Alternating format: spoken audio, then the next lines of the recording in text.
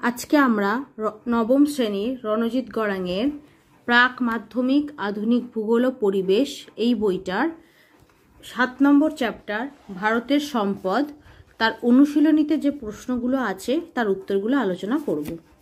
তোমাদের যদি ভিডিওগুলো ভালো লাগে তাহলে লাইক শেয়ার ও কমেন্ট করে জানিও আর চ্যানেলটি সাবস্ক্রাইব করো।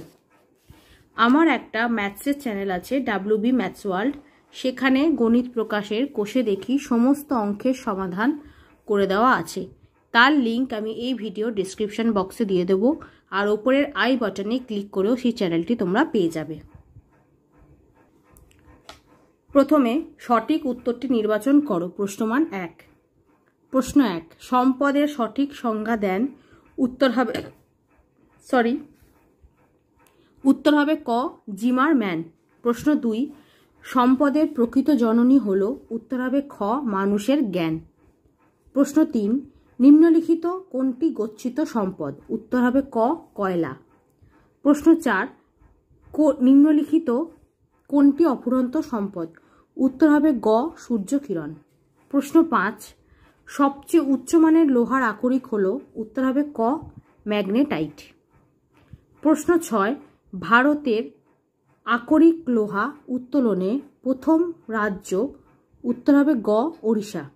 7, বয়লাডিলা লৌহ খনিটি কোন রাজ্যে অবস্থিত? উত্তর হবে খ, ছত্তিশগড়। প্রশ্ন 8, বয়লাডিলার অধিকাংশ লোহা। উত্তর হবে গ, বিশাখাপত্তনম বন্দর দিয়ে রপ্তানি হয়। প্রশ্ন 9, আকরিক লোহা রপ্তানিতে ভারত পৃথিবীতে। এখানে অপশান হবে, উত্তর হবে সপ্তম। এখানে অপশান নেই, সেই জন্য অপশানের মধ্যে সপ্তম কথাটা লেখা নেই, তাই জন্য আলাদা করে আমি লিখে দিয়েছি আকরিক লোহা রপ্তানিতে ভারত পৃথিবীতে সপ্তম। প্রশ্ন 10, সবচেয়ে উৎকৃষ্ট কয়লা হল। উত্তর হবে ক, অ্যান্থ্রাসাইট। প্রশ্ন 11, কোক কয়লা তৈরি হয় কোন কয়লা থেকে? উত্তর হবে খ, বিটুমিনাস। প্রশ্ন 12, ভারতের বৃহত্তম কয়লা খনি হল। উত্তর হবে ক, ঝরিয়া। প্রশ্ন 13, ঝরিয়া কয়লা খনিটি কোন রাজ্যে অবস্থিত? উত্তর হবে ঘ, ঝাড়খণ্ড। প্রশ্ন 14, নিম্নলিখিত কোনটি কয়লা উত্তোলন সংস্থা? উত্তর হবে গ, CIL, কোল ইন্ডিয়া লিমিটেড। প্রশ্ন 15, ভারতের প্রাচীনতম তৈল খনিটি হল। উত্তর হবে ক, ডিগবয়। প্রশ্ন 16, ডিগবয় তৈল খনিটি কোন রাজ্যে অবস্থিত? উত্তর হবে ক, অসম।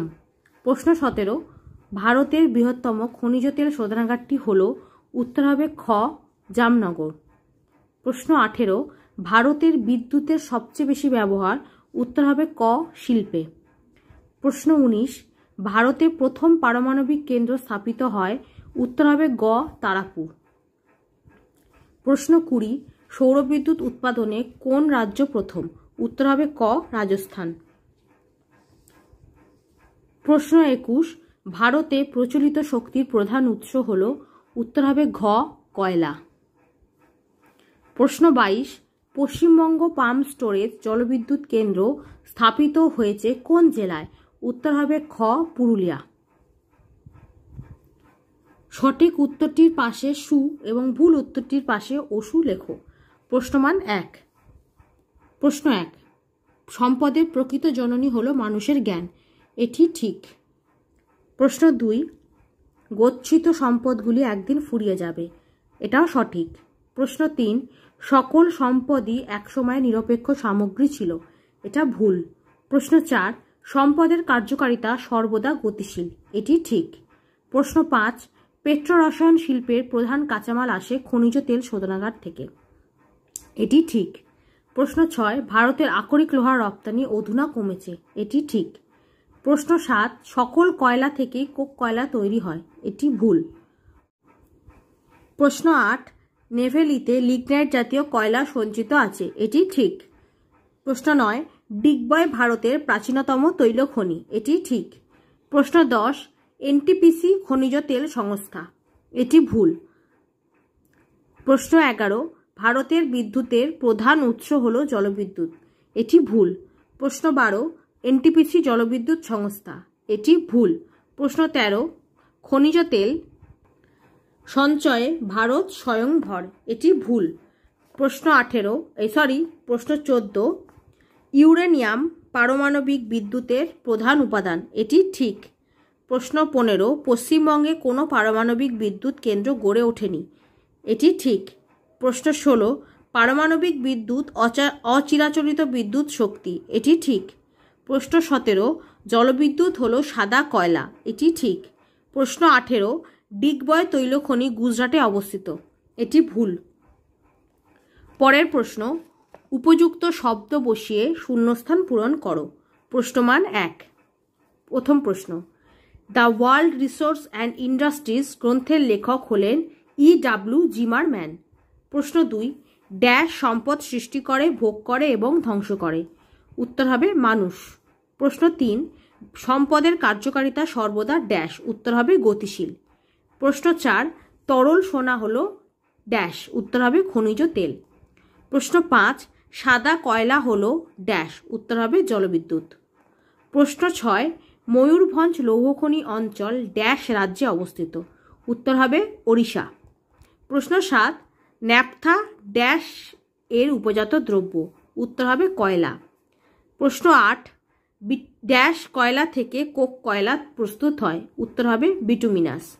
প্রশ্ন 9, ভারতের ড্যাশ যুগের কয়লার উত্তোলন বেশি, উত্তর হবে গন্ডোয়ানা। প্রশ্ন 10, ভূগর্ভে যেখানে খনিজ তেল সঞ্চিত থাকে তাকে ড্যাশ বলে, উত্তর হবে অয়েল ট্র্যাপ। প্রশ্ন 11, পশ্চিমবঙ্গের একমাত্র খনিজ তেল শোধনাগার ড্যাশ স্থানে অবস্থিত, উত্তর হবে হলদিয়া। প্রশ্ন 12, ভারতে প্রচলিত শক্তির প্রধান উৎস হল ড্যাশ, উত্তর হবে কয়লা। প্রশ্ন 13, এনটিপিসির সদর দপ্তর হল নিউ দিল্লি। প্রশ্ন 14, ভারী জল ড্যাশ বিদ্যুৎ উৎপাদনে প্রয়োজন, এটা হবে পরমাণু। প্রশ্ন 15, ভারত তথা পৃথিবীর বৃহত্তম সৌরবিদ্যুৎ কেন্দ্রটি হল ড্যাশ, উত্তর হবে ভাদালা সোলার পার্ক। প্রশ্ন 16, মুপান্দাল ড্যাশ বিদ্যুৎ উৎপাদনের জন্য ভারত বিখ্যাত, উত্তর হবে বায়ু। পরের প্রশ্ন, স্তম্ভ মেলাও। প্রশ্নমান 1। প্রশ্ন 1, CIL এটা হচ্ছে কোল ইন্ডিয়া লিমিটেড, তাহলে এটা হবে কয়লা সংস্থা, গ। প্রশ্ন 2, ONGC এটা হবে অয়েল ন্যাচারাল গ্যাস কম্পোজিট,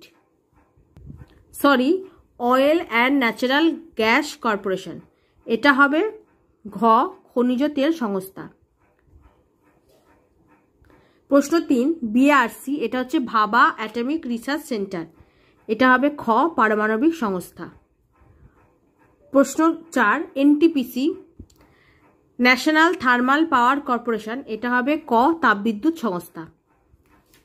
প্রশ্ন 5, NHPC national hydro electric power corporation, এটা হবে চ, জলবিদ্যুৎ সংস্থা। প্রশ্ন 6, MNRE এর ফুল ফর্ম হচ্ছে ministry of new and renewable energy, এটা হবে ও, অচিরাচরিত শক্তি সংস্থা। তারপর 2-1 কথায় উত্তর দাও। প্রশ্নমান 1। প্রশ্ন 1, খনিজ তেলের অপর নাম কি? উত্তর, খনিজ তেলের অপর নাম তরল সোনা। প্রশ্ন 2, ব্ল্যাক ডায়মন্ড কোন খনিজ দ্রব্যকে বলা হয়? কয়লাকে ব্ল্যাক ডায়মন্ড বলা হয়। প্রশ্ন 3, কোন ধরনের ইস্পাতে মরচে পড়ে না? উত্তর, স্টেনলেস স্টিলে মরচে পড়ে না। প্রশ্ন 4, বয়লাডিলা লৌহ খনিটি কোন রাজ্যে অবস্থিত? কোন রাজ্যে রয়েছে? উত্তর, বয়লাডিলা লৌহ খনিটি ছত্তিশগড় রাজ্যে রয়েছে। প্রশ্ন 5, সবচেয়ে উৎকৃষ্ট লোহার আকরিক কোনটি? উত্তর, সবচেয়ে উৎকৃষ্ট লোহার আকরিক ম্যাগনেটাইট। প্রশ্ন 6, লৌহ ইস্পাত শিল্পে যে কয়লা ব্যবহার করা হয় তা কি নামে পরিচিত? উত্তর, লৌহ ইস্পাত শিল্পে যে কয়লা ব্যবহার করা হয় তা কোক কয়লা নামে পরিচিত। প্রশ্ন 7, নেভেলি কোন ধরনের কয়লা উত্তোলনের জন্য বিখ্যাত? উত্তর, নেভেলি লিগনাইট ধরনের কয়লা উত্তোলনের জন্য বিখ্যাত। প্রশ্ন 8, সিঙ্গাউলি কোন রাজ্যের কয়লা খনি? উত্তর, সিঙ্গাউলি মধ্যপ্রদেশ রাজ্যের কয়লা খনি। প্রশ্ন 9, ভারতের বৃহত্তম খনিজ তেল সংস্থাটির নাম কি? ভারতের বৃহত্তম খনিজ তেল সংস্থাটির নাম ONGC। প্রশ্ন 10, তরল সোনা কোন খনিজ দ্রব্যটিকে বলা হয়? উত্তর, তরল সোনা খনিজ তেলকে বলা হয়। প্রশ্ন 11, ভারত কোন দেশ থেকে সবচেয়ে বেশি খনিজ তেল আমদানি করে? উত্তর, ভারত সৌদি আরব থেকে সবচেয়ে বেশি খনিজ তেল আমদানি করে। প্রশ্ন 12, পরিবেশ বান্ধব বলে জলবিদ্যুৎ কী নামে পরিচিত? উত্তর, পরিবেশ বান্ধব বলে জলবিদ্যুৎ সাদা কয়লা নামে পরিচিত। প্রশ্ন 13, কোন প্রকার কয়লা থেকে কোক কয়লা প্রস্তুত হয়? উত্তর, বিটুমিনাস কয়লা থেকে কোক কয়লা প্রস্তুত হয়। প্রশ্ন 14, এনটিপিসি প্রধানত কোন প্রকার বিদ্যুৎ উৎপাদন করে? উত্তর, এনটিপিসি প্রধানত তাপবিদ্যুৎ উৎপাদন করে। প্রশ্ন 15, বয়লাডিলা কোন খনিজ দ্রব্য উত্তোলনের জন্য ভারত বিখ্যাত? উত্তর, বয়লাডিলা আকরিক লোহা উত্তোলনের জন্য ভারত বিখ্যাত। পরের প্রশ্ন, নিচের প্রশ্নগুলির উত্তর সংক্ষেপে লেখো। প্রশ্নমান 2। প্রশ্ন 1, সম্পদ কি? 96 পাতায় এখান থেকে লিখে দেব 1951 থেকে শুরু করে চাহিদা মেটায়, এখান থেকে এতটা সম্পদ কির উত্তর। প্রশ্ন 2, সম্পদের দুটি বৈশিষ্ট্য উল্লেখ করো। 96 পাতায় এই যে দেখো এখানে সম্পদের বৈশিষ্ট্য বলে এখানে 8খানা পয়েন্ট আছে, তার মধ্যে যে কোনো দুটো পয়েন্ট লিখে দেবে। প্রশ্ন 3, নিরপেক্ষ সামগ্রী কি? 96 পাতায় এখানে দেওয়া আছে দেখো নিরপেক্ষ সামগ্রী, এখান থেকে এতটা। প্রশ্ন 4, ম্যান ও ম্যান এর তফাৎ কি? 97 নম্বর পাতায় এই যে দেখো এখানে দেওয়া আছে ম্যান আর ম্যানের তফাৎ, এখান থেকে এতটা। প্রশ্ন 5, দুটি প্রধান গচ্ছিত জ্বালানি বাণিজ্যের নাম লেখো। উত্তর, দুটি প্রধান গচ্ছিত জ্বালানি বাণিজ্যের নাম কয়লা ও খনিজ তেলের বাণিজ্য। প্রশ্ন 6, খনিজ তেলকে তরল সোনা বলে কেন? 105 পাতায় এখানে দেওয়া আছে দেখো তরল সোনা, এখান থেকে এতটা লিখব। আধুনিক যন্ত্র সভ্যতা অনেকটাই খনিজ তেল নির্ভর। 1, যানবাহনের রসদ, রাস্তা তৈরি, কৃষিতে সার প্রয়োগ প্রভৃতির যোগান আসে খনিজ তেল থেকে। পেট্রোরসায়ন শিল্প খনিজ তেল নির্ভর, বহুবিধ ব্যবহারের কারণে এটিকে তরল সোনা বলা হয়। এখান থেকে এতটা। প্রশ্ন 7, কোক কয়লা কি? 102 নম্বর পেজে এই যে দেখো এখানে দেওয়া আছে কোক কয়লা, এখান থেকে এতটা, এখান থেকে এতটা লিখে দেব। প্রশ্ন 8, পশ্চিমবঙ্গের দুটি কয়লা খনির নাম লেখো। 104 পাতায় এই যে দেখো এখানে দেওয়া আছে পশ্চিমবঙ্গে রানীগঞ্জ, বড়জোড়া, বীরভূম, আসানসোল, অন্ডাল প্রভৃতি স্থান থেকে কয়লা উত্তোলিত হয়। তাহলে এর মধ্যে থেকে যে কোনো দুটো নাম দিয়ে দেবে, এই দুটো মানে এগুলোই হচ্ছে পশ্চিমবঙ্গের কয়লা খনি, এখান থেকে যে কোনো দুটো নাম দিয়ে দিও। প্রশ্ন 9, ভারতের দুটি বন্দরের নাম লেখো যেখান দিয়ে লোহা রপ্তানি হয়। উত্তর, ভারতের দুটি বন্দরের নাম হলো বিশাখাপত্তনম ও মারমাগাঁও, যেখান দিয়ে লোহা রপ্তানি হয়। দুটো বন্দরের নাম কি কি? একটা হচ্ছে বিশাখাপত্তনম আর একটা হচ্ছে মারমাগাঁও। প্রশ্ন 10, বোম্বে হাইয়ের গুরুত্ব কি? 106 নম্বর পেজে এই যে দেখো বোম্বে হাই, এখান থেকে এতটা লিখে দেবো। মুম্বাই শহরের 173 কিলোমিটার পশ্চিমে আরব সাগরের বুকে প্রায় 2000 বর্গ কিমি ক্ষেত্রফল বিশিষ্ট এই ক্ষেত্রটিতে 1974 সালে ওএনজিসি খনিজ তেল উত্তোলন শুরু করে। বর্তমানে এটি ভারতের বৃহত্তম তৈলখনি এবং প্রায় 45% তেল এখান থেকে তোলা হয়। সাগর সম্রাট নামক ভাসমান প্ল্যাটফর্মের সাহায্যে এখান থেকে তেল তোলা হয়। এখান থেকে এতটা। বোম্বে হাইয়ের গুরুত্ব কী? সেটা উত্তর হবে এখান থেকে এতটা। প্রশ্ন 11, সাগর সম্রাট কি?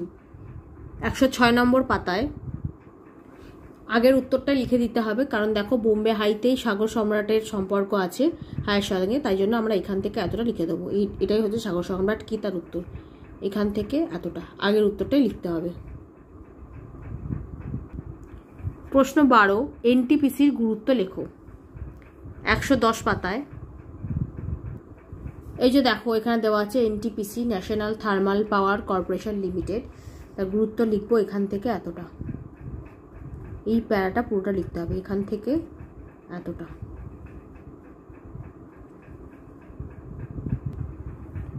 প্রশ্ন 13, সম্পদ সৃষ্টির উপাদানগুলি কি কি? 96 পাতায় এই যে দেখো এখানে দেওয়া আছে সম্পদ সৃষ্টির উপাদান প্রকৃতি, মানুষ ও সংস্কৃতি। সম্পদ সৃষ্টির উপাদানগুলি কি কি? সম্পদ সৃষ্টির উপাদান হচ্ছে তিনটে, একটা হচ্ছে প্রকৃতি, মানুষ ও সংস্কৃতি। এই তিনটি উপাদানের পারস্পরিক ক্রিয়ায় সম্পদ সৃষ্টি হয়। ঠিক আছে, এখান থেকে এতটা। প্রশ্ন 14, অবাধ সম্পদ কাকে বলে? 98 পাতায় এই যে দেখো এখানে দেওয়া আছে প্রবাহমান, পূরণশীল, পুনর্ভব, অফুরন্ত অবাধ সম্পদ। তা আমাদের অবাধ সম্পদ কাকে বলে জিজ্ঞেস করেছে, সেটা এখান থেকে এতটা লিখব। অবাধ সম্পদ কাকে বলে তার উত্তর এখান থেকে এতটা, এই তিনটে লাইন। প্রশ্ন 15, সম্পদ সংকট কি? 99 পাতায় এই যে দেখো এখানে দেওয়া আছে সম্পদ সংকট, তাই সেটা এখান থেকে এতটা লিখব। প্রকৃতিতে গচ্ছিত সম্পদের ভাণ্ডার সীমিত, বেহিসাবি ব্যবহারের কারণে সম্পদের গুণগত মান যেমন নষ্ট হচ্ছে, তেমনি সম্পদ ধীরে ধীরে শেষ হচ্ছে। সম্পদের পরিমাণ ও গুণমান হ্রাস হলো সম্পদ হ্রাস, এবং এর ফলে উদ্ভূত সমস্যা হলো সম্পদ সংকট। অতএব দীর্ঘস্থায়ী উন্নয়ন ও ভবিষ্যৎ প্রজন্মের জন্য চাহিদা পূরণের লক্ষ্যে সম্পদের যথোপযুক্ত ও বিজ্ঞানসম্মত ব্যবহার হলো সম্পদ সংরক্ষণ। এখান থেকে এতটা। পরের প্রশ্ন, সংক্ষেপে ব্যাখ্যা করো। প্রশ্নমান 3। প্রশ্ন 1, সম্পদের বৈশিষ্ট্য উল্লেখ করো। 96 পাতায় সম্পদের বৈশিষ্ট্য দেখো এখান থেকে এতটা লিখে দেবো আমরা। এখানে 8খানা পয়েন্ট আছে, 8খানা পয়েন্টে লিখতে হবে। উপযোগিতা, কার্যকারিতা, গ্রহণযোগ্যতা, চাহিদা, সুগমতা, গতিশীলতা, সীমাবদ্ধতা আর সম্পদের সংকোচন ও প্রসারণ। এখান থেকে এতটা সম্পদের বৈশিষ্ট্য।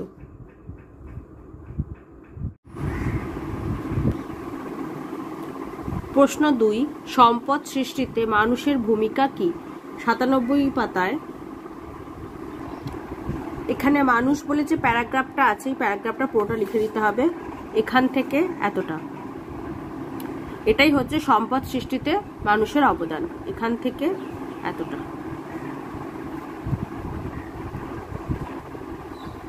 প্রশ্ন 3, সম্পদের কার্যকারিতা গতিশীল কেন? 96 পাতায় এই যে দেখো এখানে দেওয়া আছে সম্পদ গতিশীল, এটাই হবে উত্তর। এখান থেকে এতটা। এই নীল অংশটায় যে লেখাটা আছে পুরোটাই লিখতে হবে। এখান থেকে এতটা।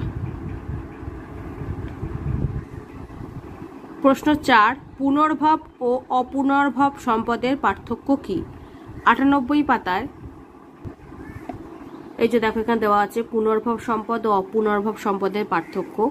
এই 5টা পয়েন্ট দেওয়া আছে, 5টা পয়েন্টে লিখতে হবে।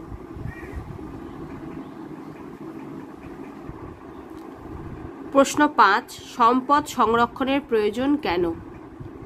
99 নম্বর পাতায় এই যে দেখো এখানে দেওয়া আছে সম্পদ সংরক্ষণের প্রয়োজন কেন। এখান থেকে এতটা। 5টা কারণ বলে দেওয়া আছে, 5টা কারণ লিখে দিতে হবে। 1, সর্বদা সম্পদের যোগান অব্যাহত রাখা। 2, সম্পদের আয়ুষ্কাল বৃদ্ধি। 3, জীববৈচিত্র্য সংরক্ষণ। 4, পরিবেশ দূষণ নিয়ন্ত্রণ। 5, ভবিষ্যৎ প্রজন্মের জন্য সম্পদ গচ্ছিত রাখা ইত্যাদি কারণে সম্পদ সংরক্ষণ করা খুবই জরুরি। এখান থেকে এতটা। প্রশ্ন 6, লোহার ব্যবহার উল্লেখ করো। 100 পাতায় এই যে দেখো লেখা আছে ব্যবহার, এটাই হচ্ছে লোহার ব্যবহার। এখান থেকে এতটা লিখতে হবে। 4টে পয়েন্ট আছে, 1, 2, 3, 4।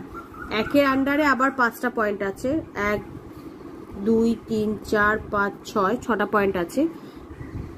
1-এর আন্ডারে 6টা পয়েন্ট, 2, 3, 4।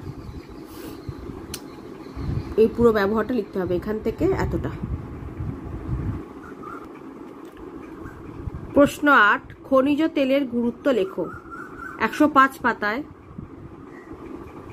এই যে এখানে যে গুরুত্ব দেওয়া আছে এটাই হচ্ছে খনিজ তেলের গুরুত্ব। এখান থেকে এতটা। চারটে পয়েন্ট দেওয়া আছে, 1 2 3 4, এই চারটে পয়েন্ট লিখতে হবে, এখান থেকে এতটা। প্রশ্ন 9, ভারতে কয়লা উত্তোলনের সমস্যাগুলি কি কি? উত্তর ভারতে কয়লা উত্তোলনের সমস্যাগুলি হলো: 1, নিম্নমানের কয়লা। ভারতে বেশিরভাগ কয়লা ধাতু নিষ্কাশনের জন্য অনুপযোগী। 2 নম্বর পয়েন্ট, অনুন্নত পরিবহন ব্যবস্থা। ভারতের 90% কয়লা রেলপথে পরিবাহিত হয়। 3 নম্বর, পরিবেশ দূষণ। কয়লা উৎপাদন ও ব্যবহারের ফলে পরিবেশ দূষণ বৃদ্ধি পাচ্ছে। 4, কয়লার চাহিদা হ্রাস।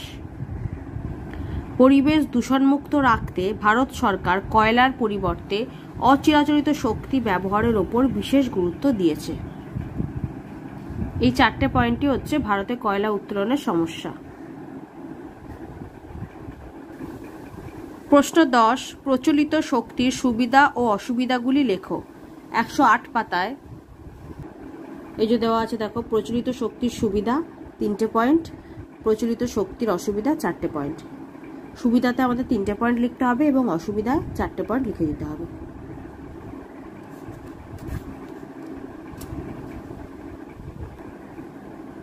প্রশ্ন 11, জলবিদ্যুতের সুবিধা ও অসুবিধাগুলি লেখো।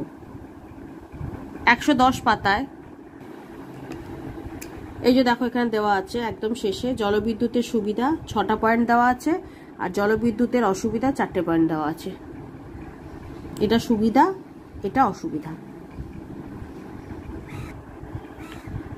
প্রশ্ন 12, অপ্রচলিত শক্তির ব্যবহার বাড়ছে কেন? Page number 113। 113 নম্বর পাতায় একদম শেষে দেখো অপ্রচলিত শক্তির সুবিধা দেওয়া আছে। এই শক্তির এই সুবিধাগুলোর জন্যই এর ব্যবহার বৃদ্ধি পাচ্ছে। তাহলে আমরা উত্তরে এটাই লিখব, অপ্রচলিত শক্তির ব্যবহার বৃদ্ধি পাচ্ছে কারণ বলে এই সুবিধাতে যে 5টা পয়েন্ট দেওয়া আছে, এই 5টা পয়েন্ট লিখে দেব। 1 2 3 4 5, এটাই হচ্ছে অপ্রচলিত শক্তির ব্যবহার বৃদ্ধির কারণ।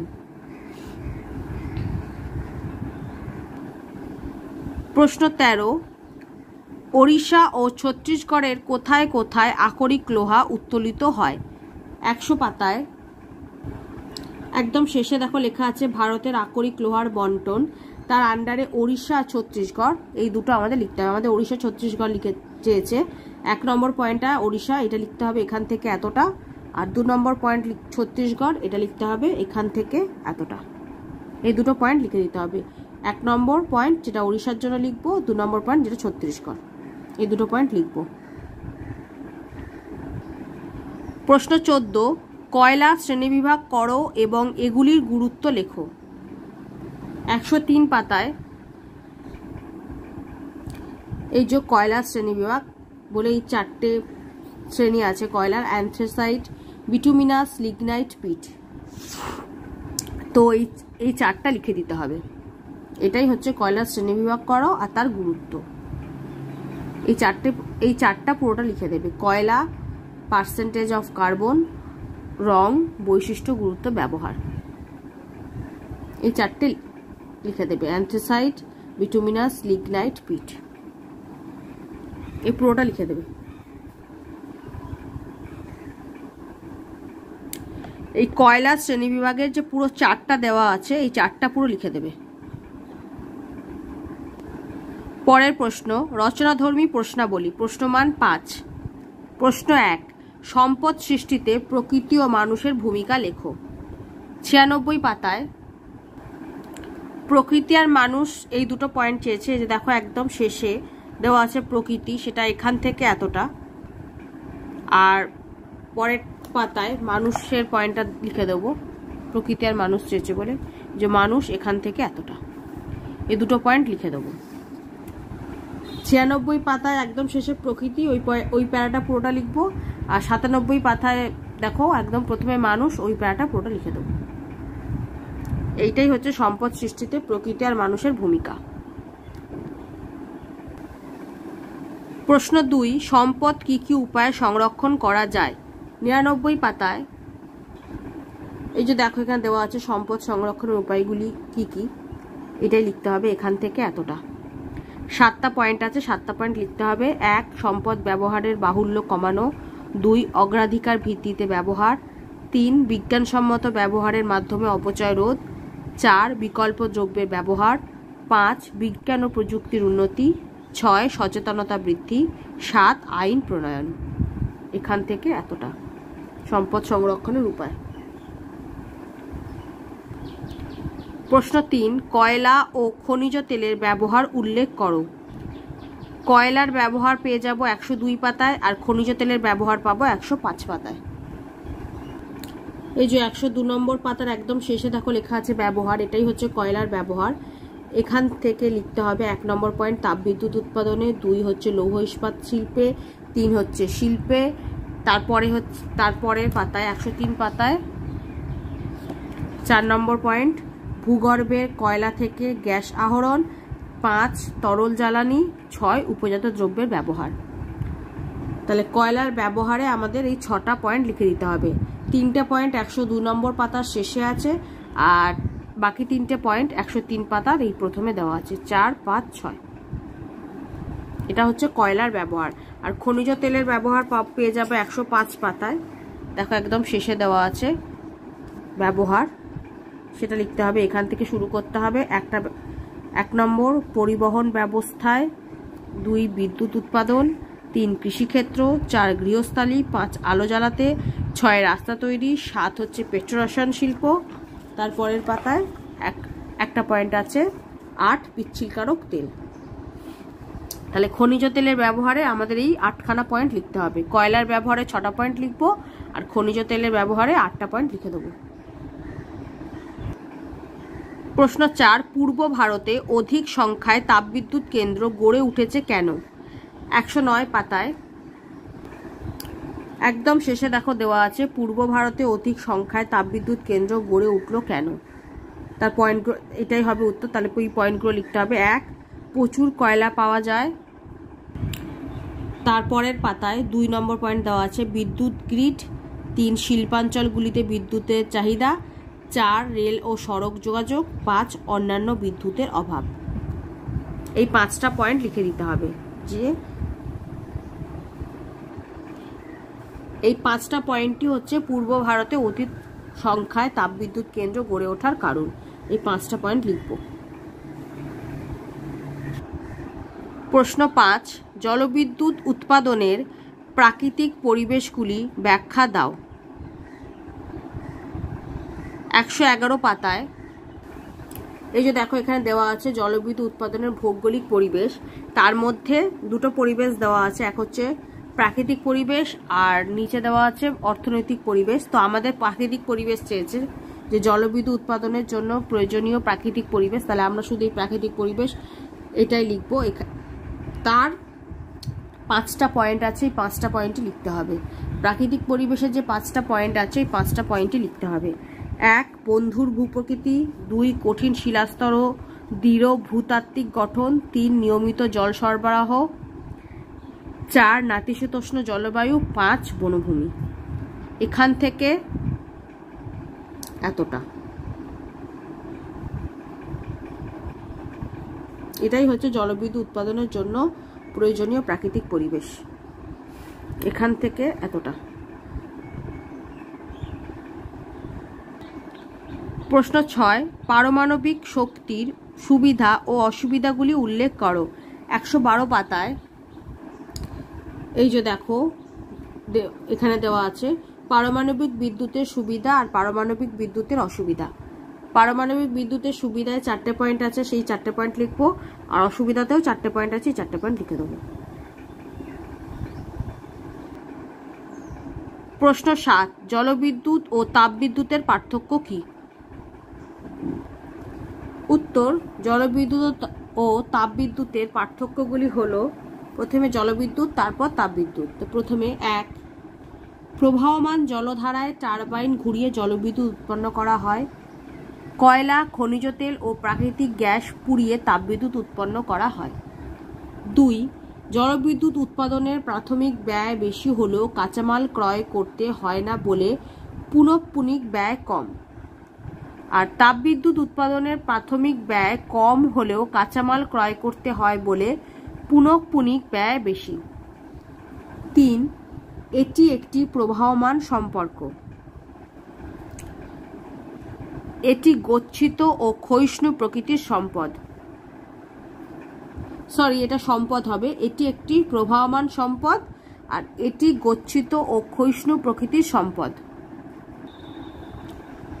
4. এই বিদ্যুৎ কেন্দ্র শুধুমাত্র খরস্রোতা নদীর তীরেই স্থাপন করতে হয়। উৎসের কাছে বা দূরবর্তী কোনো স্থানে এই বিদ্যুৎ কেন্দ্র স্থাপন করা যায়। 5. জলবিদ্যুৎ কেন্দ্র থেকে পরিবেশ দূষণ ঘটানোর সম্ভাবনা নেই। তাপবিদ্যুৎ কেন্দ্র থেকে উৎপন্ন ধোঁয়া ছাই পরিবেশ দূষণ ঘটায়। 6. জলবিদ্যুৎ স্থাপনের সময় বেশি লাগে এবং ব্যয়ও পরিমাণে বেশি লাগে। তাপবিদ্যুৎ কেন্দ্র স্থাপনের সময় কম লাগে এবং ব্যয়ও পরিমাণে কম লাগে। এই 6টা পার্থক্য লিখে দিও।